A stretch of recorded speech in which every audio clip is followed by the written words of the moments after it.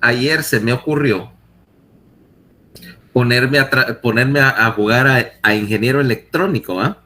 Entonces, me puse a reconstruir todo el audio del carro gris. Ya casi lo tengo, solo es que no he terminado de modificar los parlantes para ponerlos, pero en eso he estado jugando. Y hoy me tardé porque obviamente quitarte todo el chuco de las manos toma un rato. Estoy así metido como... ¿Cómo es que se llamaba ese programa, el Discovery Monster Garage? Monster Garage. Por supuesto, para gran molestia de la gorda, porque obviamente le digo, ¿qué está haciendo? Ingeniería eléctrica. Entonces, pero no, ese lapicito de soldar sí se lo voy a regalar cuando termine ahorita, porque quiero oír el sonido y el olor del y aquel olorcito a dedo quemado, porque nunca he usado un fierro de soldar, entonces me voy a divertir viendo cómo aprende. Doctor, enséñale, no sea malo con la gorda, doctor. Pues fíjate que yo aprendí solo y tenía como 11 años. Me quemé los dedos, todavía de vez en cuando te quemas, pero es que esa es la parte divertida. La parte divertida de ver cómo se queman los dedetes. Además tengo que buscar algo que pueda soldar y armar y desarmar sin, o sea, que sea sacrificable, porque estoy seguro que las primeras juntas que haga van a ser horribles, o va a quemar una traza en una tarjeta de circuito. Lo que pasa es que eso yo lo aprendí solito, pero hay que admitir que antes las conexiones eran más grandes, vaya, los radios y todo, eran piezas más grandes y uno podía ver un poquito mejor. ¿Has visto ahora una tarjeta de circuito de teléfono con unos dispositivos de ese tamaño? Soldar eso es una pesadilla. Es una pesadilla, necesitas una herramienta especial para eso, que no tengo todavía, si no me metiera a reparar teléfonos y cosas así solo por fregar, comprar un montón de teléfonos viejos solo para estar trasteando, porque es divertido. Es divertido, o sea, ser electricista de cosas, pues normalmente lo que yo reparo son circuitos de gente.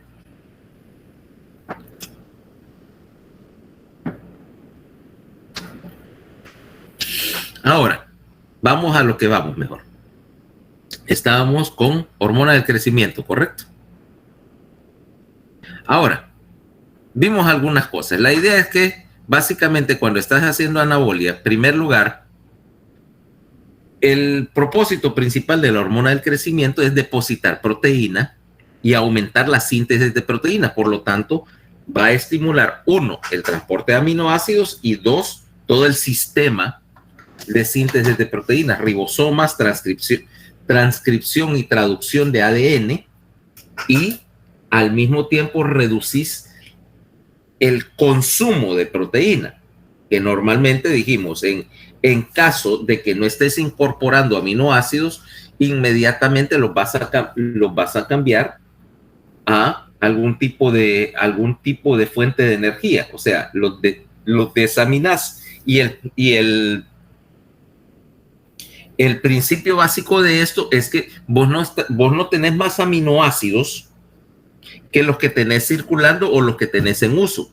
No existe una reserva significativa de aminoácidos más allá de lo que tengas como requerimiento del día. Entonces, si bajo efecto de la hormona del crecimiento no solamente estás incorporando proteína, sino que además estás bloqueando la gluconeogénesis, con lo cual tu fuente de energía va a cambiar a ser grasa, o sea, te induce una cetosis.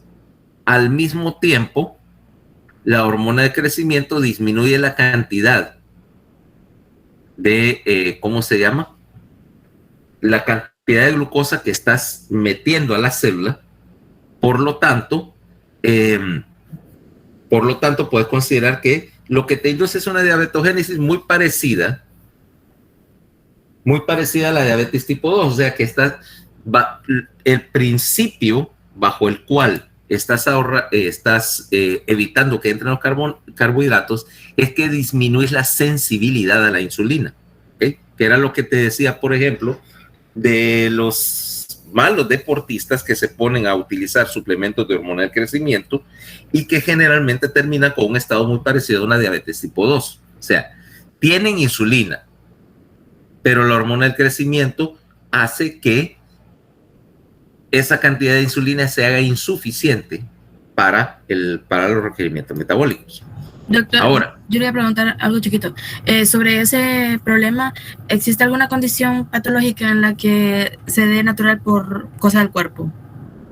Sin tener que meterse. Que se dé nuevamente. Que se dé ese problema de la hormona de crecimiento, que caiga en un estado parecido a la diabetes, pero por causa natural o fisiológica, sí, por así decirlo. Cuando tenés acromegalia, o sea, un tumor productor de somatotropina, ¿ok? En la acromegalia siempre vas a tener resistencia a la insulina y todos tienen glucosa alta, ¿ok? Generalmente cualquier estado en el que tengas un exceso de producción de hormona del crecimiento, vas a tener glucosa alta. Caso de la acromegalia, caso mucho más raro del gigantismo hipofisario, ¿ok? En la cual son diabéticos tipo 2, todos también. Y básicamente esos dos, que son los dos defectos conocidos de hipersecreción de hormona del crecimiento, ¿ok? Ya hablaremos de ello dentro de un momentito. Pero el caso es que ¿cómo se llama? En ambos, porque de ahí la otra cuestión que tuviera, y ambos son resultado de la misma situación, o sea que tenés algún tumor de hipófisis que es hormonalmente activo, que es secretor y que la célula, obviamente es una célula somatotropa la que está creciendo. Te aviso, ¿cómo se llama?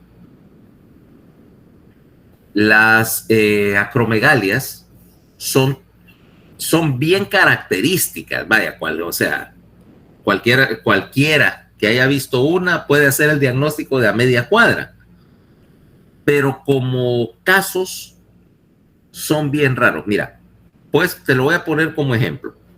En el Mario Catarino Rivas, que es un hospital grande, que tiene una captación poblacional de unos 4 millones de habitantes, o sea, la mitad de la población de Honduras, ves de 1 a 2 casos anuales. ¿Okay? En la consulta de neurocirugía, imagínate, de todas partes donde se diagnostique una acromegalia, todo lo destilan a los 2 servicios públicos de neurocirugía, que es aquí y el Hospital Escuela. Y en el Hospital Escuela, la gente de allá me dice que también ven 1 o 2 al año nuevos. O sea que es bien raro. Es bien raro. Y ya en tu consulta general ver un caso de niveles donde hay elevación de los niveles de hormona del crecimiento, va a ser, tal vez vayas a ver uno allá alguna vez, pero no son comunes. ¿Okay? Entonces, son de esa clase de cosas que sí existen, que sí son buenos ejercicios para entender cómo funcionan las cosas, pero que no esperes que andan acromegálicos por ahí caminando por todas partes. Mentira. El 90% o más de los tumores de hipófisis son cromófobos y no te producen nada. Y de los que son del 10% que te producen alguna hormona, casi la totalidad son productores de prolactina, son prolactinomas. ¿Okay? Ahora, ver un tumor, por ejemplo, productor de tirotropina, yo no recuerdo haber visto nunca uno y ya debería haber visto uno si llevo 3 décadas y fracción metido en estos rollos, ¿va? Tumores productores de corticotropina, o sea, que te provoca una enfermedad de Cushing. Creo que he visto uno. Imagínate. Y ya tumores productores de gonadotropinas, yo nunca he visto. Yo sé que existen, vaya, pero son como los unicornios. En el sentido de que son raros, no en el sentido de que defecan Skittles, ¿va?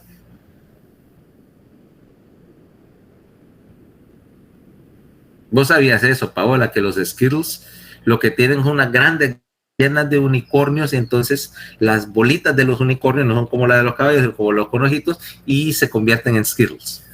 ¿Sí? Yo le decía, eso es su sobrino, doctor. Claro que sí. Claro que sí. Y a Emilio. Y Emilio es el. No, pero Emilio de seguro lo creyó un año, cuando tenía como 3 añitos por ahí. De ahí ya no le creo. No, Emilio se la cree, pero no le importa. Lo más divertido es que cuando tenía 3 años, yo lo que le expliqué era de dónde venía la gelatina. ¿Sabes cómo se hace la gelatina, va? No es con las chinches. O La es, gelatina. No, eso es el con colágeno, es cierto. Es colágeno. ¿No sabes de dónde es el colágeno, va? Para la gelatina. ¿De los huesos? Y de las pieles. Las pieles, los ligamentos, todo.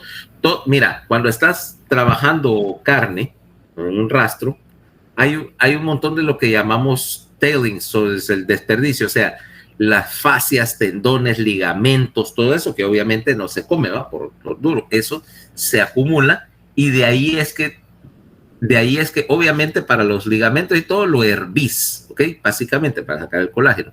Con los huesos lo que haces es que metes a los huesos en una gran cubeta, vaya, una piscina de ácido. El ácido lo que hace es que suelta el mineral del hueso, mineral se va al fondo, que se utiliza porque es básicamente fosfato de calcio y otros minerales que se le agrega a los concentrados para animales, porque es una excelente fuente de calcio y fosfato, ¿ok? Básicamente para dárselo a las vacas. Entonces las vacas comen huesos de vaca, ya tenés el canibalismo y todo eso. Mientras que el colágeno en el ácido se hace como una espuma y flota a la superficie. Entonces solo raspas, así como cuando raspas la nata que se forma arriba de la sopa. De hecho, ese tipo de colágeno así en esponja se utiliza en cirugía. Se llama Spongostan o Gelfond, es esponja de colágeno y fibrina que se utiliza para parar sangrados. ¿Ok? Lo utilizas mucho en neurocirugía porque no puedes estar coagulando todos los capilares, no puedes hacerle daño térmico al cerebro. Entonces pones estas estampitas, viene una laminita y vos cortas una estampita y la vas poniendo ahí para sellar. Ok. Y viene también colágeno en polvo, se llama Avitén. Viene una jarrita con una cucharita y de hecho vos vas espolvoreando colágeno así sobre el sitio sangrante y te forma como un tapón, como un sellador. Entonces, pero bueno, el que no se va a utilizar para uso médico, que tiene otro procesamiento, sacas el colágeno, lo lavas para neutralizar el ácido, se disuelve en agua para hacer una solución parecida a la gelatina líquida, y luego eso lo pasas por una boquilla y una cámara refrigerada que está al vacío. Cuando inyectas esta solución a una cámara al vacío, todo el agua se evapora y entonces empieza a caer una nieve del polvito blanco, que es la gelatina sin sabor. De hecho, es la que utilizas. ¿Has visto una gelatina que es marca Knox? Supongo que es para cocinar alguna cosa, que dice sin sabor. Bueno. Sí, granatina creo que se llama algo así. Algo así, se usa para alguna cuestión en la cocina. Supongo que para consolidar algo. Sí, si no agarraste. ¿Para qué lo usas, Irma? Granatina se usa para cheesecakes, para cosas así que quiera que se quedan duritos cuando se refrigieran. Sí, por eso. Algo así como un agente adhesivo, vaya, para darle forma a las cosas, para que no se desarme.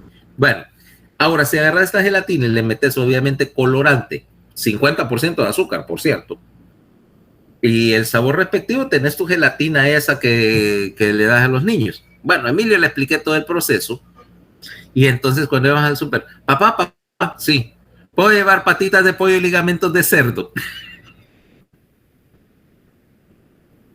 Pero con toda la naturalidad. ¿Te imaginas que venía y traumaba a sus compañeros de la escuela también? Sí, eso hacía. Lo arruinaba. Eso hacía. De hecho, traumé a un montón de gente, por ejemplo, en neuroanatomía una vez, porque no sabía el origen de cosas como la gelatina. Yo aún así me la como, doctor. No me traumó suficiente. Pues sí. Pues sí. Es una manera de hacer comestible todos aquellos pellejos que no te hubieras podido comer de otra manera. Y de hecho el principal consumidor, por cierto, ya me acordé para qué se usa la granatina esa que decís. Es el componente principal de las cápsulas. ¿Has visto? Las capsulitas esas que son así ovaladas, que una mitad sobre otra. Eso es gelatina. No sabía, eso sí no lo sabía. Sí, eso es gelatina, es cierto. Lo único que se hace como una lámina de gelatina y luego un molde, le saca la forma al secarse, otra maquinita las corta y entonces te deja las mitades de la cápsula para rellenar. Había un procedimiento incluso antes para hacerlas artesanales, se podían hacer o se pueden hacer artesanalmente en la farmacia antigua, que vos preparabas y rellenabas tus propias cápsulas. Ahora, por supuesto, los puedes comprar por barril, que la industria te la fabrica, pero antes en el laboratorio de la farmacia se hacían esas cosas. Y toda clase de píldoras, pastillas, todo eso existe. Hay moldes, fíjate.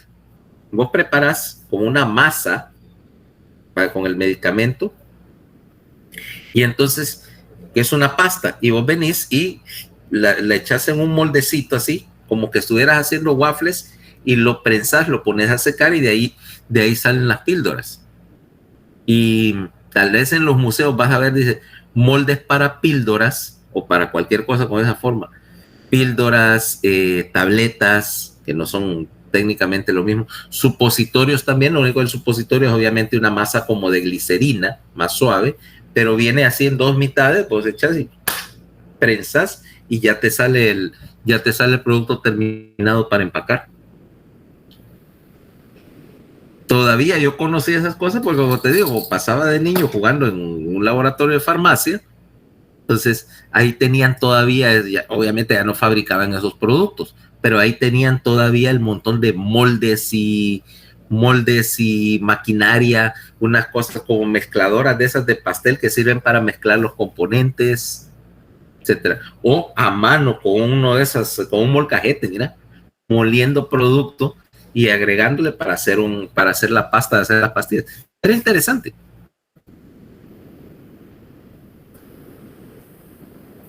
Entonces, bueno, pero regresemos al asunto de la hormona del crecimiento. Entonces, como te decía,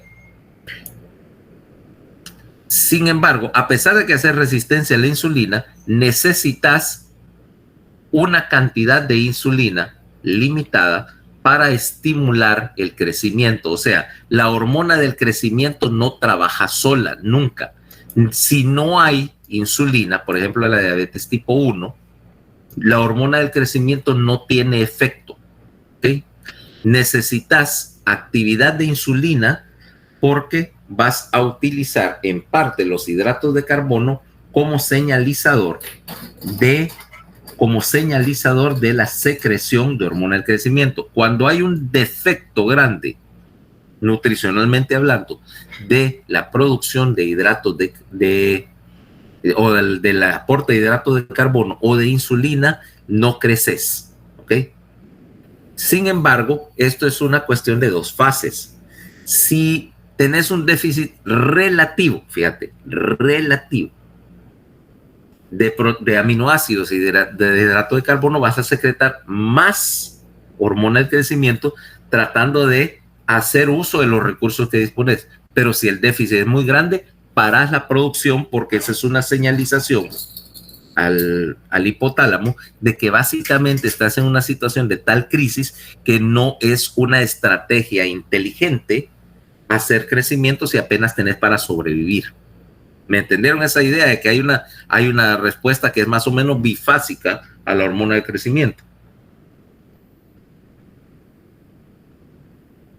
Ahora, como decíamos, la hormona del crecimiento no trabaja sola. Para trabajar necesita un cofactor. El cofactor es lo que llamamos ILF1, o en tu libro, para que estemos claros, dice somatomedina C, es el mismo producto, ¿okay? Es un péptido de mediano tamaño, unos 7500 aminoácidos, que es secretado por, ¿cómo se llama? Por una serie de células, en particular en el hígado y en el hueso, y esta ILGF1 es la que realmente induce el crecimiento óseo, ¿ok? Ahora, la idea de la ILGF1 es que te prolonga la vida media, porque la hormona del crecimiento realmente solo tiene efecto durante unos 20 a 30 minutos. Si yo te inyecto hormona del crecimiento, yo creo que es un poquito tarde para eso, ahora que ya tus discos de crecimiento cerraron, pero si yo te hubiera inyectado hormona del crecimiento, por ejemplo, a los 12 años, el efecto o los niveles plasmáticos de esa hormona del crecimiento son bien breves. O sea, en sí, si desaparece de la circulación unos 20 a 30 minutos. Pero como indujo la producción de esta ILGF1, el efecto del cofactor sí es más prolongado. Se elimina de la circulación en plazo de unas 20 horas. Por lo tanto, te permite tener efectos sostenidos de crecimiento durante más tiempo de que si yo estuviera haciendo pulsos de secreción de hormona del crecimiento. ¿Me entendieron la idea ahí? Estás utilizándolo para modificar la vida media y para estimular selectivamente el crecimiento óseo durante la fase de, ¿cómo se llama? De máxima secreción en la infancia, en la adolescencia, antes de que se cierren los discos de crecimiento. ¿Okay? Ahora, veamos la regulación de su secreción. Aquí tenés una curva donde ves los niveles de hormona de crecimiento y ves que la secreción, vamos a tener dos patrones. Esto es un ciclo diario, ¿va? Perdón, circadiano. ¿Qué te dice? Que la mayor secreción de hormona del crecimiento está en las horas de sueño, mira, entre las 12 y las 4 de las 12 de la noche y las 4 de la mañana, pico nocturno.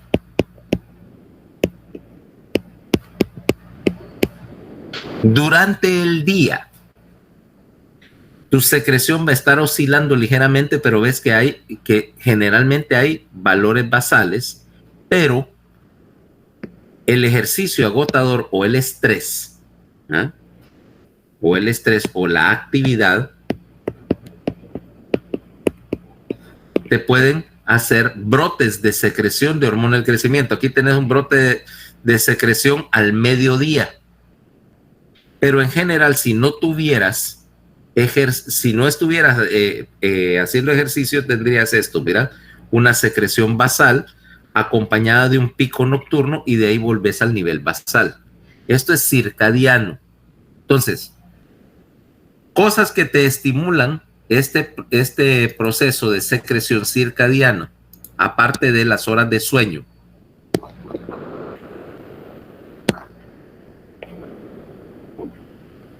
Lo tenemos acá.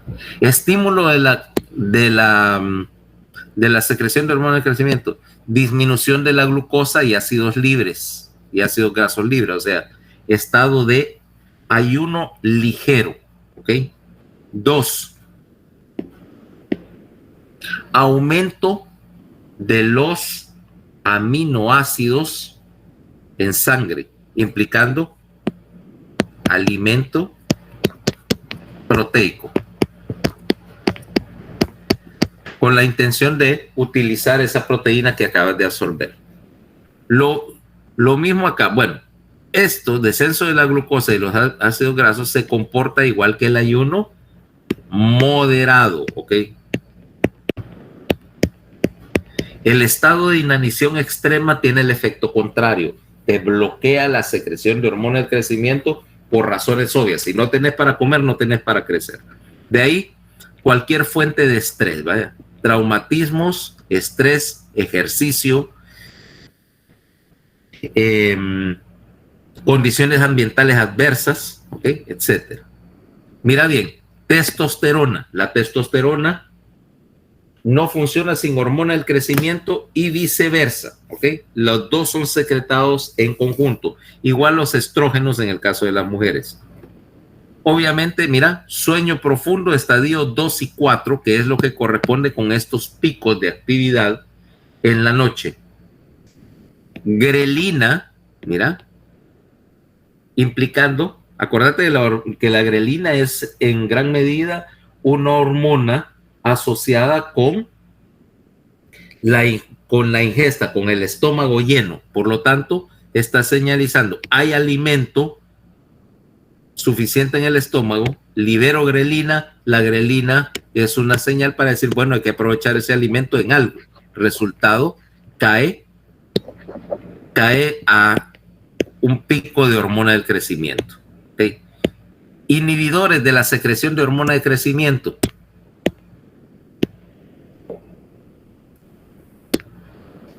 Glucosa elevada,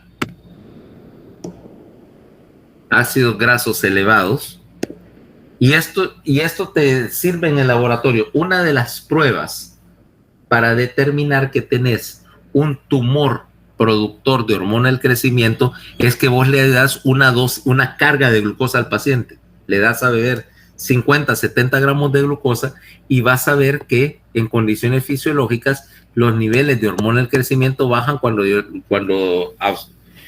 ingeriste esa glucosa. Si no descienden, eso implica que la producción no está siendo regulada y que lo que tenés es un tumor productor de hormona del crecimiento. ¿Okay? ¿Qué otras cosas? Envejecimiento. Obviamente, los niveles disminuyen después de los 50 años. Pero nunca dejas de secretar hormona del crecimiento, independientemente de la edad. Y una de las teorías, de hecho, del envejecimiento y del deterioro a cierta edad, es que tu producción de hormona del crecimiento ya no está ahí para mantener ese depósito de masa de proteína. Si no tengo ese estímulo, el músculo pierde proteína y dejas de sintetizar la proteína de alto recambio, o sea, colágeno, hemoglobina, albúmina, y eventualmente básicamente estás desconectando el sistema de síntesis de proteínas. Tanto así que, aunque no, obviamente no sale de una conclusión concreta, pero fíjate que hay un límite. ¿Okay? Se dice que hay un límite a la supervivencia de los humanos, que anda un poquito arriba de los 120 años. Si vos te das cuenta, los récords de mayor longevidad andan 120, 122, 123 años. Creo que ahorita el récord es de 123. Un japonés que creo que aún está vivo. Ahora, hay dos teorías por las cuales vos no puedes vivir más de esa cantidad. Una es que tus procesos de mitosis empiezan a deteriorarse, o sea, tu ADN empieza a perder los telómeros, los extremos terminales, que son los que gobiernan la duplicación del cromosoma. Y dos, de que dejas de producir hormona del crecimiento en algún momento. O sea, has mantenido niveles por 120 años, pero de repente las células que tienen algún mecanismo o de apoptosis o un mecanismo o una vida media limitada, se apagan y dejan de producir hormona de crecimiento y hasta ahí llega tu actividad de síntesis. No está demostrado, pero más de alguien ha preconizado que la falta de hormona de crecimiento con el envejecimiento es lo que te causa gran parte de los cambios asociados con la edad avanzada, o sea, el déficit de la síntesis de colágeno, la pérdida de masa muscular, los problemas de producción, por ejemplo, de hemoglobina. No por ser muy viejo es que vas a hacer anemia, pero tu hemoglobina sí desciende un poco. ¿Okay? Entonces, ¿qué más? Somatostatina, obviamente, está inhibiendo este ritmo de secreción. Hormona de crecimiento exógena, porque estás estas últimas dos, hormona del crecimiento exógena y factores de crecimiento similar a la insulina, porque son la retroalimentación negativa que le indica al hipotálamo que no produzca más factor de liberación. Ahora, ¿qué te interesa en este sentido? Bueno, esto es un patrón diario, pero también tenés un patrón a largo plazo. Es lo que vamos a hablar de la, ¿cómo se llama? De la secreción a lo largo del tiempo. Porque, a diferencia de muchas otras hormonas, tus ritmos de secreción acá van a variar según la edad. Tomemos, por ejemplo, un caso. Vamos a tomar a Paola, ¿ok? Y Paola, ¿cuánto medía Paola al nacer?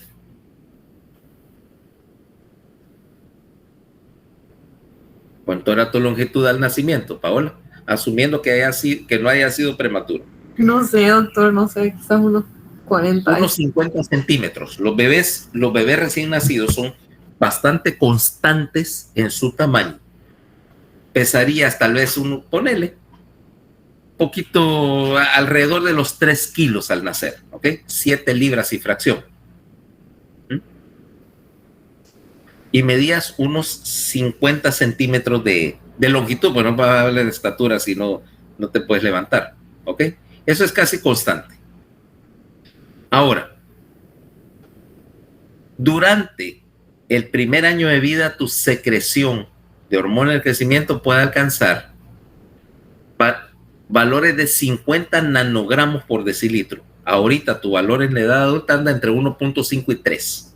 ¿Okay? Imagínate el estímulo que tenés. Y al cumplir un año, ¿ok? El primer cumpleaños, Paola medía 75 centímetros de estatura. Más o menos por los días que aprendía a caminar. Ya se imaginan, Paola aprendiendo a caminar y sus papás diciendo, hoy su rango de destrucción se hizo ilimitado. Puede llegar a cualquier adorno de la casa. ¿Sabes? Luego, eso, bueno, y tenés la foto ahí de tu primer cumpleaños y creciste, fíjate, 50% de tu longitud. Al segundo año, o sea, al cumplir 2 años, ¿cuánto mide un niño de 2 años? Como 90 centímetros. Poquito, ajá. O sea que el segundo año tus niveles de hormona del crecimiento disminuyen un poco y sacaste la mitad de lo que sacaste el primer año. O sea, 12.5, vaya, más o menos, 12 centímetros. De que medirías 88 centímetros, 90 centímetros.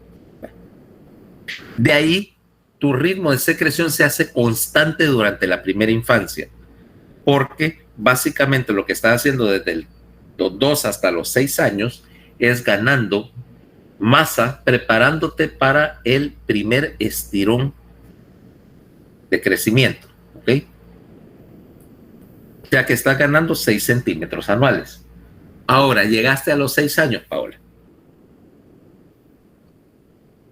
En esa fase, en el primer estirón, ya no vas a crecer 6, sino que vas a crecer entre 10 y 12 centímetros, ¿ok? Estarías entrando 6 años a primer grado, ¿cabal? Y cualquier... Estaba en kinder, doctor. Me metieron tarde a la escuela. ¿A qué edad entraste a la escuela, Pau? Salí de kinder de 6 años, doctor. No, eso es normal. No, pero o sea, de kinder y ya de prepa de 7 años. De 7. Ok. Eso sí es que te pusieron tan... Depende, fíjate que hay en algunos países a primer grado se entra de 7. Se entra de 7 porque así es, o sea, normalmente aquí ponemos a los niños a los 4 años a kinder, ¿okay? 4 y medio. En otra parte mi abuela era maestra, entonces decía que era mejor meter tarde a los niños, no tan temprano. Sí, los maestros tienen sus teorías, ¿ok? Sí es cierto que ponerlos muy chiquitos no es bueno. no es bueno. O sea, a menos que, excepto en casos excepcionales, normalmente no los pones muy pequeños, pero también, mira, yo tenía esos, por ejemplo, a Emilio originalmente yo lo iba a meter para primer grado a Santa María, no, miento, al kinder. Entonces, había salido del daycare y estaban abriendo Santa María del Valle. Y bueno, que la orientadora, no, que haga otro año más de daycare. Yo le digo, ¿para qué? No, que porque queremos que entre a la escuela de 7 años. Al primer grado le digo, de 7 años. Ustedes lo que se buscarían es un enorme problema. Porque este señor que está acá ya leía desde los 3 años.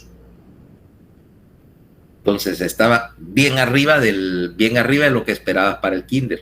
Digo, si lo ponen, yo ya conozco la historia. Alguien que aprendió a leer y que era curioso tempranamente, metido en kinder o en primer grado, donde le están enseñando a leer a alguien que sabe hace 4 años, implica que ese es un niño aburrido. Y un Emilio aburrido es igual a problemas. Es un problema. Adivina cómo lo sé. Porque usted lo vivió también. Porque yo alguna vez fui niño. O sea, no nací con un bipolar y un aspirador un aspirador de tumor en la mano. Alguna vez fui a la escuela. Lo menos posible, conste. ¿Ok? Desde entonces ya tenía la idea de no ir a clase. Pero bueno. Y me di cuenta de otra cosa con el rendimiento de que si vos lo dejas hacer las cosas, las hace las que le interesan. Mira, a mí me enseñaron a leer a los 3 años. Me enseñaron. Mis tíos. Y vos, por ejemplo, aprendiste a leer con el Nacho, ¿va? Sí, mi abuela también me enseñó a leer antes. Con el Nacho. ¿Sabes con qué me enseñaron a leer a mí? Con un libro de química o algo, con un libro de medicina. Con un libro de mecánica. Mis tíos son mecánicos. Y ellos arreglaban cucarachas y busitos BW. Yo aprendí a leer con el manual de mantenimiento de la Volkswagen. Todavía me sé ¿cómo se llama? Que el latch de la válvula de admisión es de 0.011 de pulgada y la de escape es de 0.014. Desde entonces, y no tengo Volkswagen, ¿vale? Aprendí con libros de mecánica. Ahora, Emilio, adivina cómo aprendió.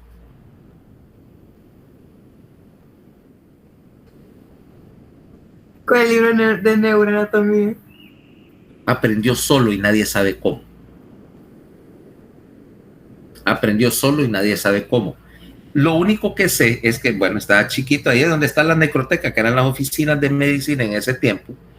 Janet, que ahora está en la cooperativa, Janet era la secretaria de la escuela de medicina. Y entonces, en una de esas, pues, como aquel llegaba, ella venía y lo tenía ahí como niño consentido y todo, le regaló una de esas letritas, ¿sabes? De esas letritas magnéticas. Y de repente, yo digo, viene y le lleva un librito y me dice, este es para Carlos Emilio. Yo digo, está chiquito. Le digo, no, me dice, su hijo lee. O a leer, le digo, si yo no le he enseñado, ni la mamá tampoco. Pues vaya a ver que sí lee. Él aparentemente empezó a ver las letras A, B, C, D y por deducción empezó a juntarlas para ver qué hacían, qué palabras hacían. Entonces aprendió a leer viendo entre las páginas, bueno, entre libros en la oficina, ¿va? Entre los libros y las letras y el sonido, de alguna manera razonó cómo sonaban y él desarrolló su lectura solito a los 3 años. Y entonces voy a ver de repente a la bodega, que había unas cajas, y que en todas las cajas estaba escrito Carlos. Que él había agarrado un marcador, había marcado todas las cajas con su nombre y había aprendido a escribir imitando la forma de las letras. O sea que imagínate ponerlo a querer. Si pones a alguien así a querer a los 6 años, dizque aprender a leer, ya te imaginas que lo que vas a tener es un problema de primera categoría. Que es exactamente lo que pasó. Lo puse a la americana. De ahí, por supuesto, lo dejaban leer. Entonces este se aburría en primero o segundo grado y se escapaba para ir a meterse a la biblioteca de secundaria porque no le gustaban los libros que había en la de primaria.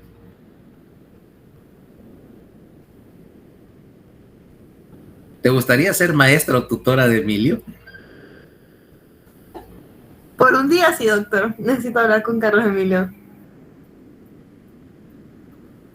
Te aviso, ahora, bueno, ya está grandecito. Es el nerd de videojuegos más grande de todos los tiempos. ¿Ok? Es increíble lo nerd que es para eso. No sé si pensará hacer carrera de eso, pero es un experto. Literal. O sea, literalmente es un experto en videojuegos. Me puedes preguntarle cualquier cosa, cualquier videojuego, él te puede decir exactamente dónde está todo y quién lo desarrolló y cómo se desarrolló y todo lo demás. Supongo que se meterá ingeniero y trabajar con algo de computadora, porque ya vi que es lo único que funciona. Ahora, el hecho de que haya aprendido a leer solo implica que como su aprendizaje fue autodidacta y hizo algunas cosas a su manera, tiene algunas dislexias bien raras, fíjate, porque él desarrolló básicamente su método, su método, y aunque no era perfecto, eso trae algunas dislexias interesantes, en particular cuando le toca repetir. Obviamente yo lo dejo. Yo no recuerdo haber tenido que aprender nada solo con respecto a lectura y escritura. Yo sí me metí a aprender algunas cosas solo, por ejemplo, electrónica. Soy trasteando cosas, le desarmé todas las radios a mi mamá en algún momento.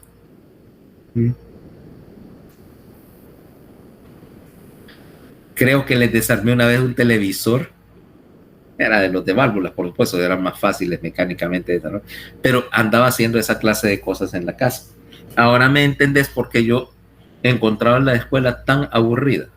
Pues ahí no había nada que desarmar.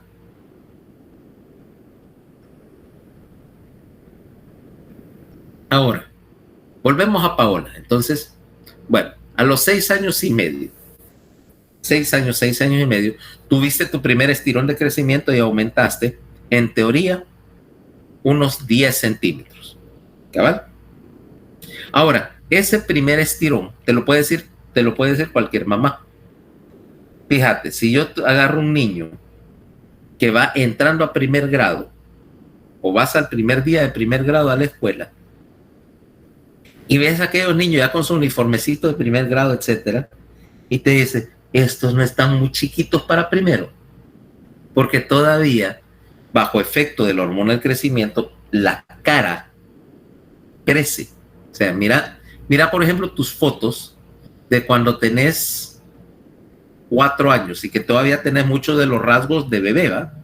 La cara redonda con eso que se llama la media cara, o sea, la porción entre la órbita y el maxilar es relativamente pequeño en relación al resto del cráneo. Ahora, durante ese estirón, tu proporción facial, por ejemplo, crece. Y tus extremidades se alargan y entonces ya tenés un aspecto más parecido al de un niño mayor. Comparar, por ejemplo, con los niños que están entrando el primer día de segundo grado, con un año de diferencia, y ves la diferencia de estatura y de cara, vaya, y de proporción entre primero y segundo grado. ¿Te has fijado en ese detalle? Okay. Ahora, una vez que pasaste el primer estirón, tu crecimiento otra vez se hace lineal porque la secreción a largo plazo de hormona del crecimiento vuelve a estabilizarse y otra vez estás creciendo unos 6 centímetros anuales. ¿Ok? Ahora, viene el estirón prepubertal, que es el que todo el mundo reconoce, pero realmente es el segundo estirón. El segundo brote de secreción de somatotropina ocurre en las niñas entre los 11 y medio y los 13 y medio. En los varones un poco después, entre los 12 y medio, casi 13 y los 16. ¿Ok? Ahora, ¿qué significa eso? Que durante una fase en la adolescencia la estatura promedio de las niñas, mediada por ese brote más temprano, es mayor. Puesto así de esta manera, se imaginan que Paola en algún tiempo era de las más altas de su grado, porque había entrado un año después y en 5º grado estaba haciendo el estirón y por supuesto era más alta que sus compañeros. Wow, ¿va? Qué cosa, ¿verdad, doctor?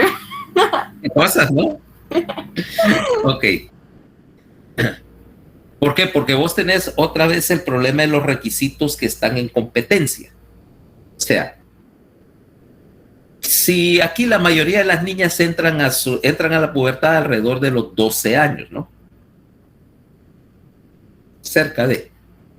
Entonces, desde el punto de vista de recursos nutricionales es bien difícil sostener el crecimiento lineal al mismo tiempo que estás haciendo todo el desarrollo de la pubertad, ¿verdad? Son dos consumos que no necesariamente pudieras mantener. Por lo tanto, tu estirón principal de crecimiento ocurre un poquito antes de que entres completamente en la pubertad. ¿Cabal? O sea que para los 14 años, más o menos, Paola ya había alcanzado gran parte de su estatura definitiva. ¿Okay? Ya. Todavía ibas a crecer después de los 14, pero no mucho, ¿eh? 2 centímetros, 3 centímetros tal vez. Pero en ese momento, bajo efecto de la somatostatina, que empieza a secretarse, estás empezando a hacer inhibición del crecimiento lineal primero. O sea, empezás a cerrar discos de crecimiento. Resultado, para el momento en que cumpliste 15, ya básicamente no ibas a crecer. Ahora, tuviste fiesta de 15 años, Paola. No, me fui de viaje. Bueno, ok. Pero por ahí tal vez queda alguna camiseta o alguna ropa de esa época. Entras en ella. Doctor, usted es consciente que no he crecido como desde los 12 años, ¿verdad? No, probablemente desde los 9, pero no Entonces debería buscar otro ejemplo para eso. Bueno, es que estamos hablando precisamente de secreción de hormona de crecimiento. Sos como el caso perfecto para ello. Esta era mi venganza. Esperé todo el semestre para ello. Yo estaba ayer como que el doctor no ha usado su arma. Ya sabía, ya me lo olía, la verdad. Ya sabías. Ok, no. Espérate, yo sé que no has crecido en estatura desde algún punto en la mitad de tu adolescencia.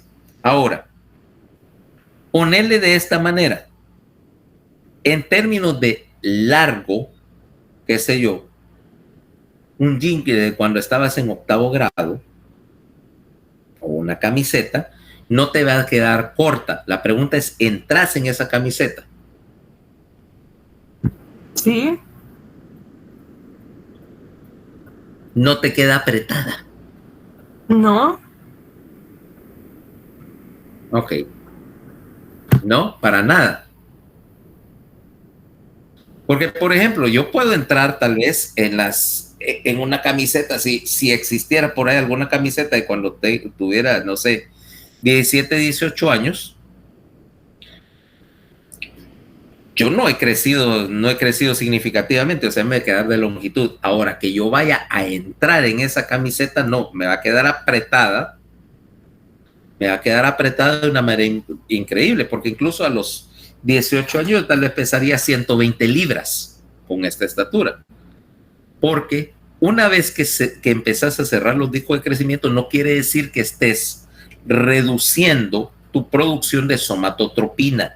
Solamente no estás alargando hueso, pero te falta la segunda fase a partir de la segunda mitad de la adolescencia, que vas a todavía tener un remanente de producción de hormona del crecimiento para hacer aumento ponderal, o sea, el depósito de masa. ¿Okay? El depósito de masa. Y más de alguno, bueno, tal vez en tu caso no hayas aumentado mucho de peso, pero mucha gente te puede decir que, no sé, a los 16 años eran flacos, no tenían masa muscular o masa adiposa todavía, sino que eso lo fuiste desarrollando en la segunda mitad de la adolescencia, y ya a los 20 años, por ejemplo, cerca de los 20 años, que tu secreción de somatotropina cae a lo que llamamos el nivel basal, lo utilizaste para aumentar volumen, ¿ok? O sea que independientemente del aumento de peso que va con la edad, yo dudo un poquito de que, por ejemplo, a pesar de que, como vos decís, de alrededor de los 12 años, si es posible, tu estatura no ha aumentado, difícilmente vas a entrar en tu ropa de cuando tenías 12 años.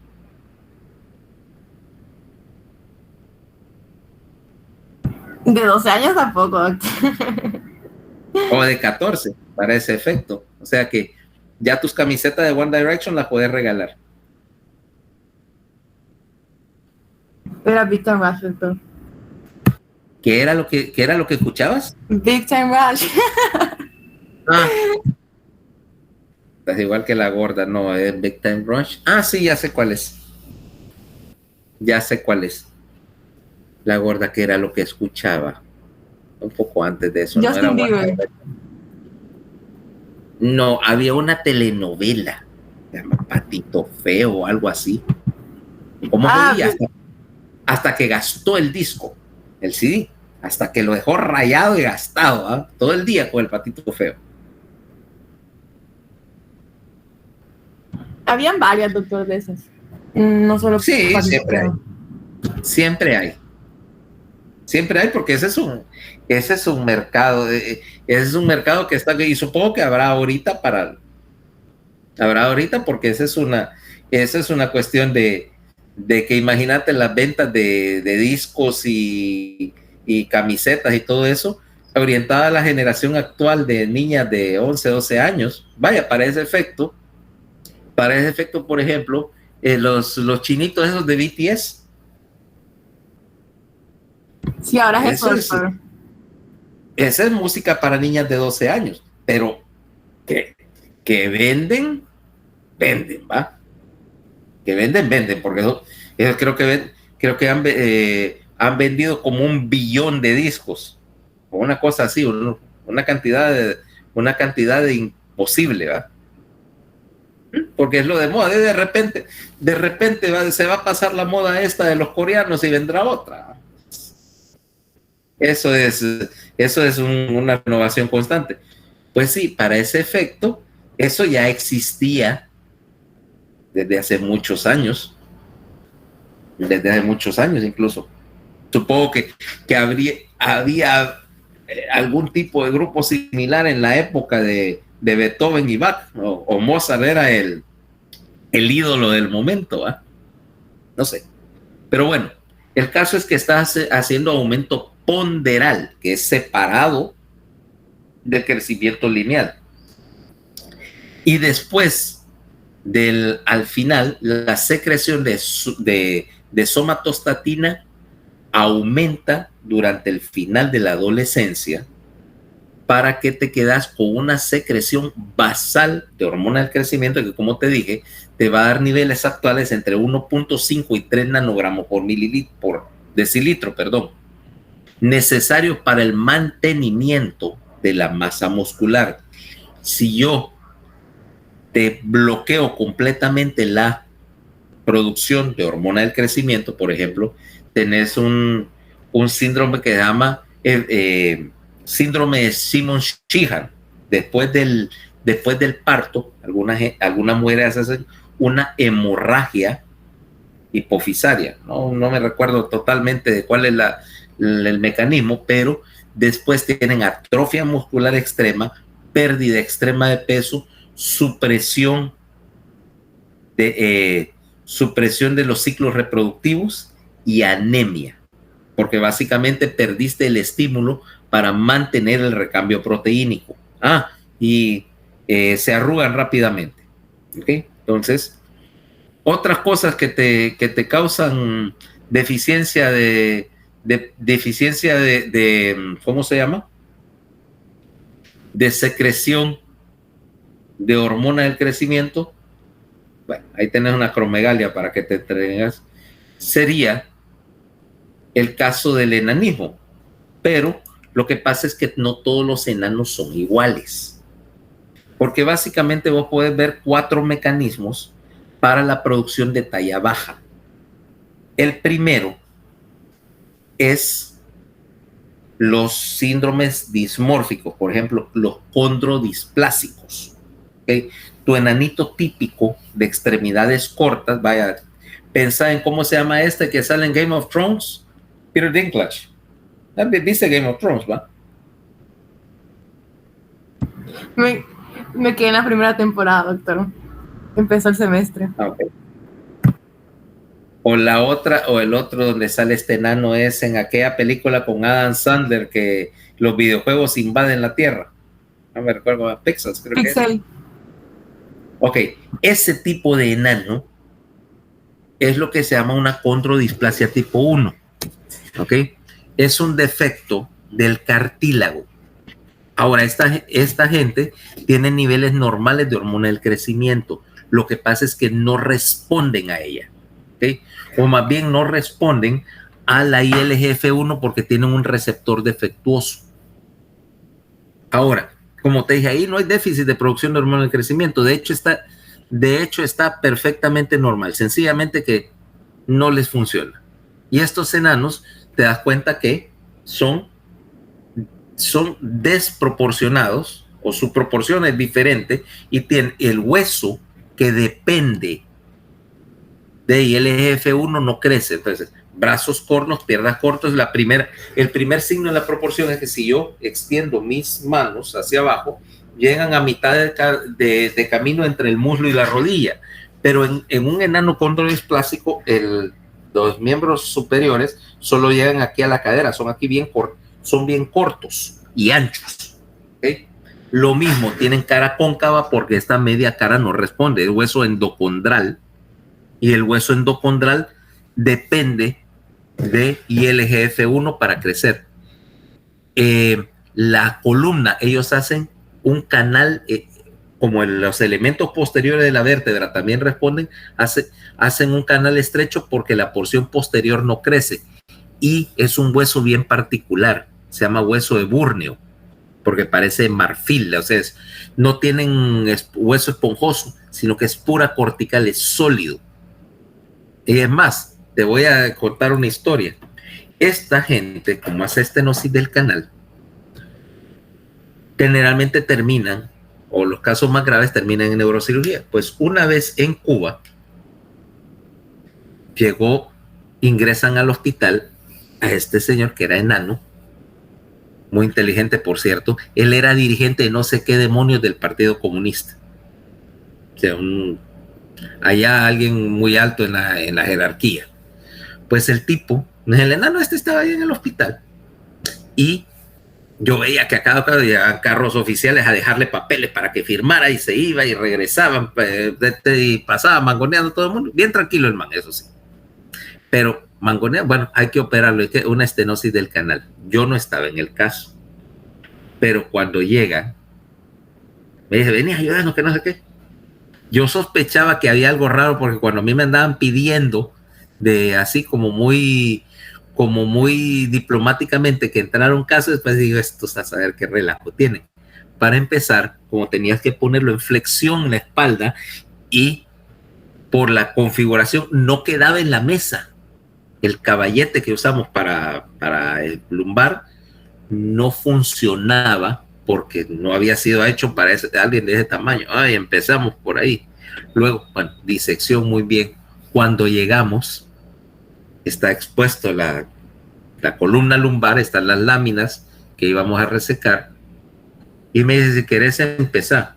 Eso mira raro, pero bueno, dame una Kerrison. Ya te voy a enseñar una Kerrison, porque no la has visto.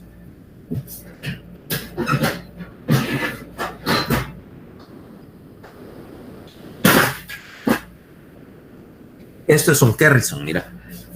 Vos lo metes bajo la lámina y va resecando hueso. Agarro una de estas, bueno, una un poco más fina, una Kerrison de 2 milímetros porque no había espacio.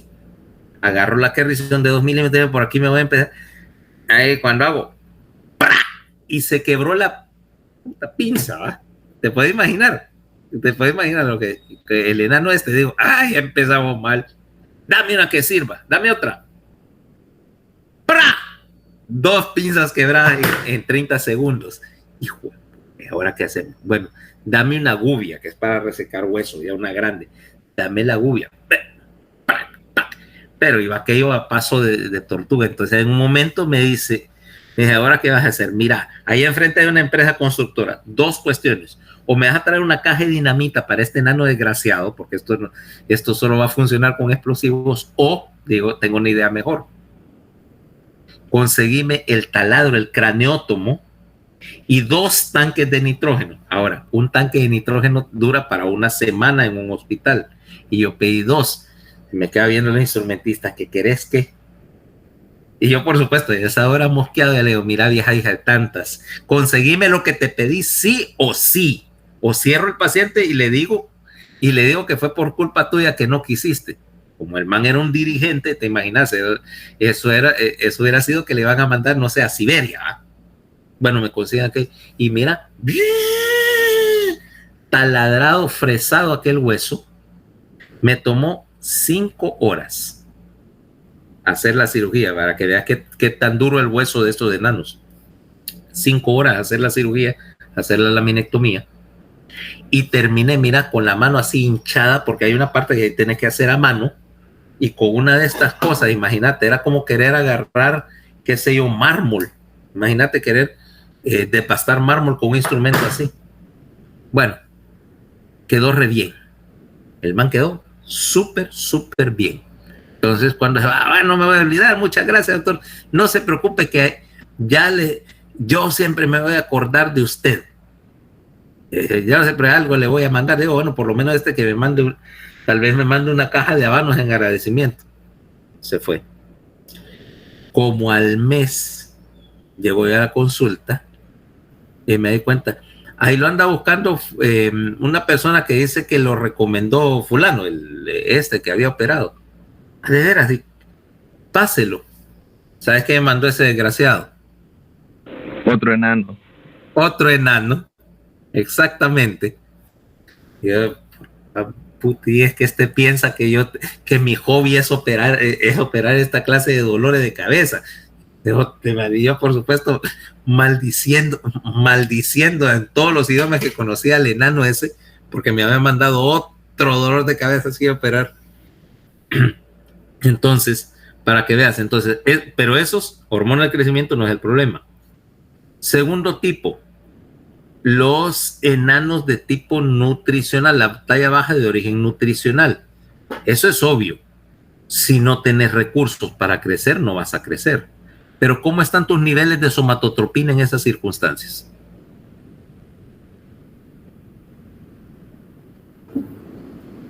No serían bajos también. Generalmente no, porque la desnutrición extrema ya es otro caso, pero tienden a estar elevados. Vaya, te lo voy a poner en un caso, porque eso es una situación que tiene bastante que ver aquí en este caso culturalmente, y económicamente. Por ejemplo, vos ves en el campo, a las viejitas, que son todas chiquitas. Y eso sucede porque básicamente son las últimas que tienen el acceso al alimento. Vienen al campo y qué sé yo, mataron un pollo para comer. Entonces, son un montón de gente en la casa. El papá, que es el que trabaja, el que le da la mejor pieza. De ahí al hijo mayor, pues también se va a trabajar por el papá, y así por el estilo, hasta que al final lo que queda es las mujeres, las niñas, que son las que les toca roer los huesos. ¿Ok? Luego, tienen menos acceso, aquí está demostrado, en el campo, en la sociedad tradicional del campo, la entrada calórica para las niñas es menor que para los varones. Existe cierta discriminación en ese sentido. Lo mejor es para los los varones que van a trabajar al campo. Luego, viene a los 14 años, que todavía debería estar creciendo y que no había podido crecer mucho por falta de recursos, pero a los 14 años, 15 años tienen su primer embarazo y el crecimiento lineal esencialmente se detiene con el primer embarazo. O sea que una vez que tuviste tu primera gestación, básicamente eso es una señal para el crecimiento, pero no existe ninguna manera, y menos con recursos limitados, de que vayas a sostener al mismo tiempo un embarazo y el crecimiento. No es una cuestión muy viable. Por lo tanto, ahí tu crecimiento es esa, y tal vez en ese momento habías alcanzado 1,40 y pico de estatura y ahí te quedaste. ¿Ya? Ahora, en esa circunstancia, pues tus niveles de somatotropina están ligeramente elevados porque estás tratando de utilizar al máximo los pocos recursos que dispones. O sea que ahí no hay ningún defecto de secreción. El problema no es hormonal, es nutricional.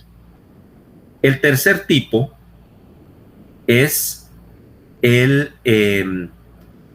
la talla baja de origen familiar. Vaya, por ejemplo, ahí en el libro te dicen que los pigmeos que tienen un defecto, por ejemplo, del receptor de ILGF1, pero es ligero, ¿ok?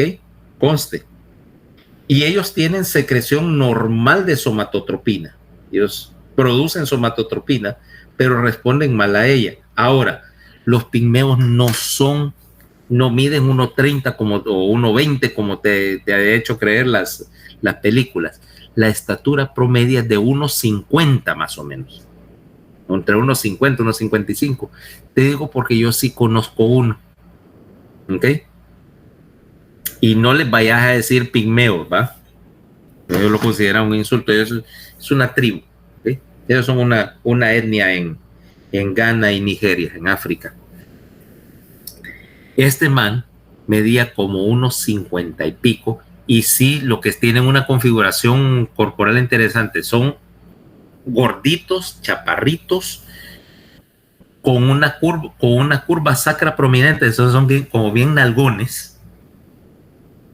Cabeza larga. Y, por cierto, dicho sea de paso, como te digo, no solo, o sea, son distintivos, pero no es tanto su talla baja, porque pudieran pasar por chaparros ahora. Resulta que esas medidas que se hicieron en otro tiempo estaban alteradas porque esos estudios fueron hechos, los primeros de antropometría, fueron hechos por europeos que querían demostrar, pues, un concepto de que era una raza degenerada y todo lo demás. No son tan chaparros. Y que te cuento, que no es bueno, no le voy a decir pigmeo, ¿no? Es neurocirujano. Lo conozco porque estudió conmigo. Él es de Ghana. Él es un ganés. Muy bueno. Ay, por cierto, es príncipe. Oíme bien, el papá de él es el cacique, pues, de su tribu. ¿Ok? Entonces él es el príncipe. Espérate, y la otra cosa. Doctor, ¿y cómo termina ahí en Cuba con ustedes? Como aquel mongol que dijo usted y...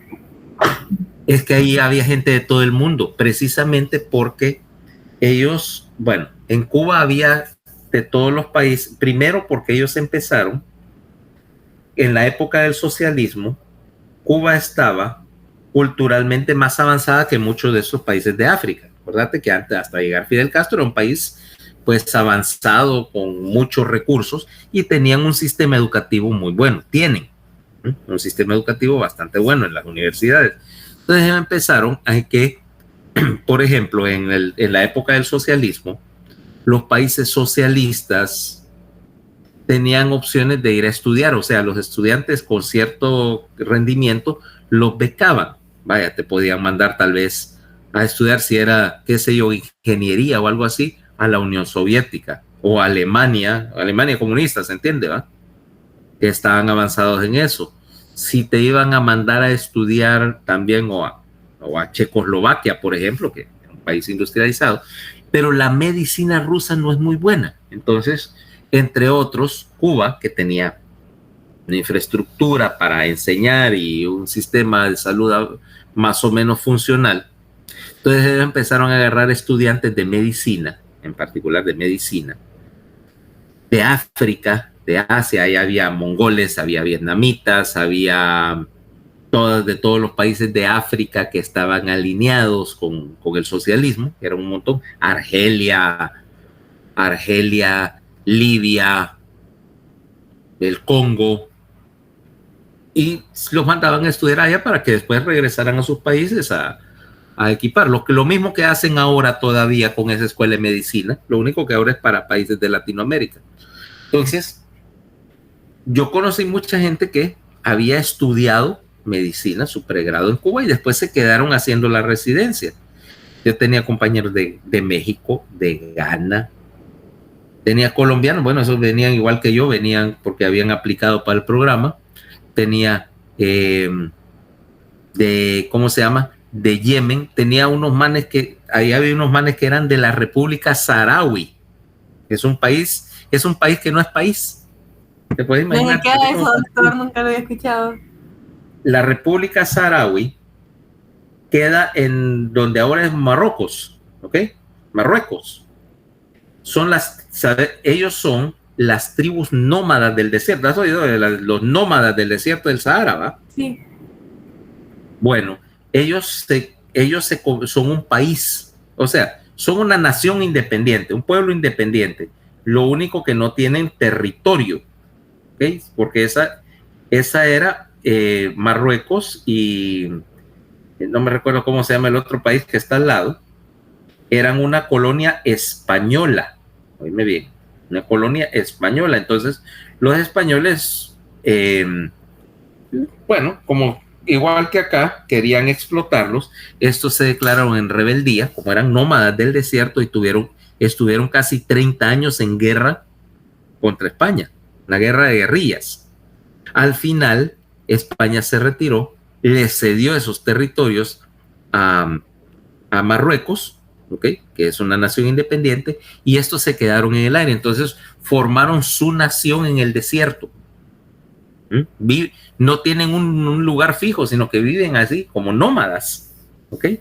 Pero son una sociedad y tienen todos los atributos del gobierno. Entonces ellos mandan a su gente a estudiar, particularmente a Cuba, porque tienen la idea de que algún día van a tener suficiente gente capacitada como para establecerse en el desierto y fundar un país, ¿no? Pero llevan años preparando a la gente, ¿no?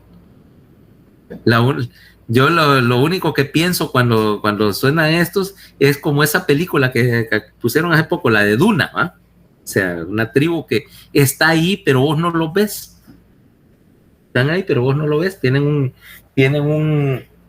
una estructura de gobierno, pero decir, no, es que está en tal lugar, está el poblado de tiendas, y al día siguiente están en otro lado. Una cosa bien curiosa. Bueno, pues tenía gente de esos ahí. Y eran gente normal, bien preparada. Bueno, pues que te digo, este chaparro, ¿no?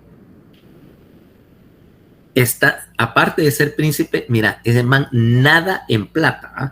Puede nadar en billetes, porque resulta que las tierras de esta etnia tradicionales,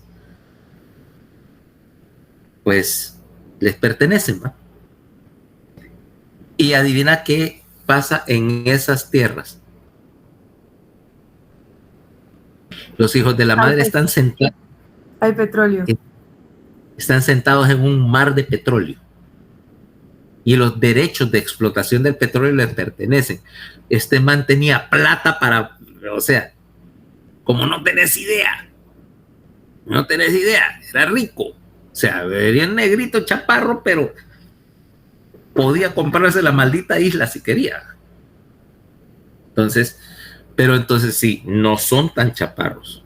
Tienen su defecto, pero su secreción de somatotropina es normal. Los únicos que tienen talla baja relacionado a un defecto de somatotropina demostrable son lo que llamamos enanismo hipopituitario, y esos son solo el 2% de los casos de talla baja, ¿okay? en los cuales si no hay secreción, y como no hay secreción y no hay de somatotropina, tampoco hay secreción de somatostatina. O sea que, en principio, si vos le empezás a dar somatotropina recombinante, a cualquier edad empiezan a crecer. Y como no completan ese proceso mediado por somatotropina, por ejemplo, del crecimiento facial y todo, son proporcionados, pero siempre te aparece que te aparentan tener mucho menos edad de la que tienen en realidad. O sea, vos ves a alguien que tiene 22 años y parece que tiene 12, porque realmente su crecimiento ha sido estimulado hasta ese nivel. Vaya, parece que tienen 12, estatura y proporciones y masa corporal como de niños pequeños, o como de gente de menor edad de la que tienen, pero su desarrollo intelectual es normal. Vaya, el caso más famoso es el enano de Messi, ¿va? Que él se le dio tratamiento con somatotropina para que creciera. Incluso es chaparro, pero no tan chaparro, lo llevaron como a unos 70 de estatura. Ahora, la familia de él son bien grandes, son altos. Vos nunca llevas a un enano hipopituitario en tratamiento hasta su estatura definitiva, porque sí hay ciertas complicaciones de tratar de llevarlo a una estatura muy grande, por la misma razón de que como van haciendo cierta resistencia a la hormona del crecimiento, si querés llevarlo a estatura normal, tenés que darles tales dosis de hormona del crecimiento que terminás con alguien que es medio acromegálico. Entonces no lo llevas a todo su potencial, lo llevas a un porcentaje. ¿Okay? Cabal. Entonces ellos sí son alguien que puedes decir no hay hormona del crecimiento para inducir, pero te das cuenta que es un caso casi minoritario, es un caso bien marginal que vas a tener enanos con defectos de secreción de hormona del crecimiento. Ok, bien. Entonces mañana el tema va a ser, vamos a ver, hormona tiroidea, si me recuerdo bien. Vamos a ver qué puse aquí en el campus. No, créeme que ando, o en el calendario, perdón. Vamos a ver el calendario.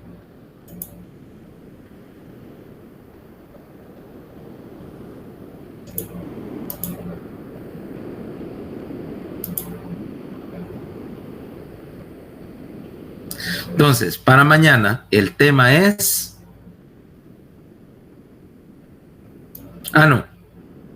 regulación de la tasa metabólica. Mañana vamos a hablar con hormona tiroidea, efectivamente. La tasa metabólica basal y su concepto. Entonces vamos a hablar de hormona tiroidea, que es el siguiente capítulo en el libro. Para ser más correctos, es...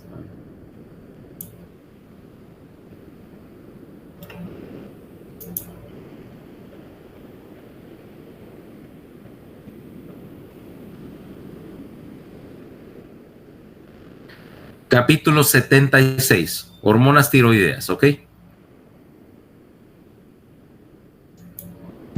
Ok, doctor. Listo, ok, vayan a disfrutar su, ¿cómo es? Biochemistry Free Day. Bye. Bye. Pues, doctor. La alegría de Paola cuando dice bye, no hay bioquímica.